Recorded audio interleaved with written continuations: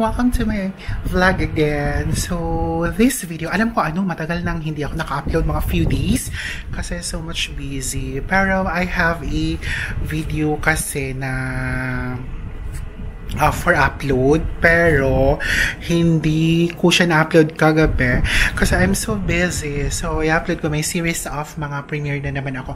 I hope guys you will be make abang-abang with my video. For today's video naman, nandito ako sa Zamboanga del Norte, specifically in Dipolog City kasi meron kaming activity na mag-start tomorrow. So, 1 week yung activity. So, i-vlog ko yung mga accommodations namin. Charot. Actually, nasa Arianes Hotel ako. So, this hotel is located just near sa Dipolog Airport. So, pakita ko sa inyo kung anong meron sa, I think this is good for trainer rooms. Pasensya kasi meron ng mga kalat-kalat, guys. So, yan. Of course, the door, the CR. So, currently may gumagamit. Ito yung closet nila. And that's the room. So, that's the bed pala. So, ito yung for single, yun yung for two. So, dalawa lang kami nagstay dito. So, good for two lang. Pero it is really, ano ba yan? Designed for 3 persons. So, meron silang. Kaso nga lang, guys, hindi siya hindi siya, I think kasi 2012 nung pumupunta ako ng Dipolog, andito na yun siya. So, yung televisions nila is hindi masyadong latest. So, yan. So, they have that one. Yan. So, yan. So, they have their televisions. Of course, hindi siya makakonect kasi hindi siya smart TV. My ref, they have this complimentary. Yung room pala is parang 3,000 something. So, I'll just tell you mamaya. So, lagi just nang kasama ko yan. So, eto yun. Kaso guys, wala silang wala silang telephone inside the room. So, akala ko konti lang yung mga saksakan. Meron pala. So, but I brought up extension wires. Yung aircon nila is yung dati pa. Yeah. But then, nasa poolside kami, guys. Yan. I think that's their conference room. And then the poolside. So, it's a gloomy one. Okay naman po siya dito. If you'd like yung tahimik, away from the metro or away from town, so you can book this hotel. And then, if you want na yung malapit lang din sa airport, so pwede naman dito rin. And kaso nga lang, may mga modern na hotel, what I say na, yung mga amenities is maganda sa town. Pero ito guys, okay naman siya.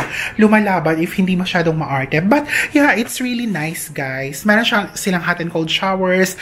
Malaki yung bathroom nila. Malaki siya, guys. And then, yung bed is just like here. Maganda naman yung bed, guys. Maganda yung bed.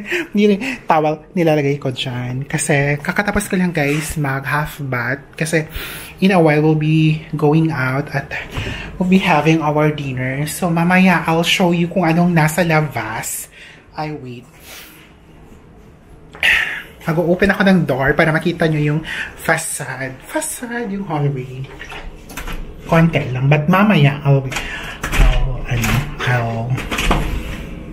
yan. Ito yung hallway. Yan.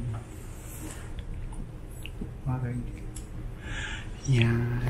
May glass window.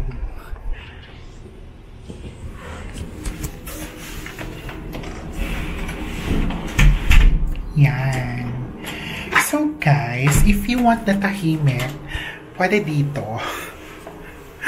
Ito yung room. Pasensya sa mga kalat, so that's files. Kasi kakarating lang namin.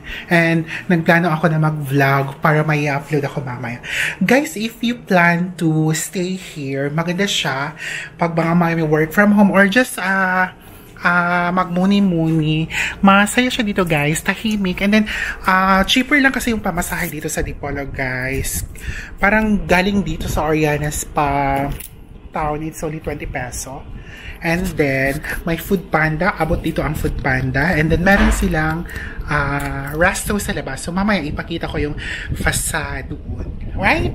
So, siguro, kita-kita mamaya. Then, I'll give you sight of kung ano yung magaganda sa surroundings ng Arianes. Alright?